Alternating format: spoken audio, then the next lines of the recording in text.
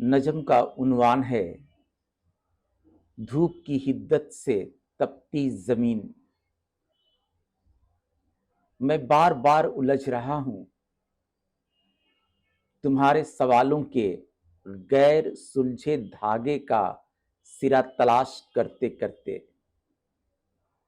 मेरे शऊर के समंदर में बेचैनियों का एक आइसबर्ग तख्लीक होने को है।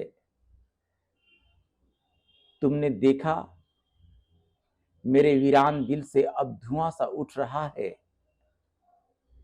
जिस जमीन में हम दोनों ने मिलकर मोहब्बत की तुख्मरेजी की थी, उसकी कोख को बेरहम सूरज ने जला डाला है।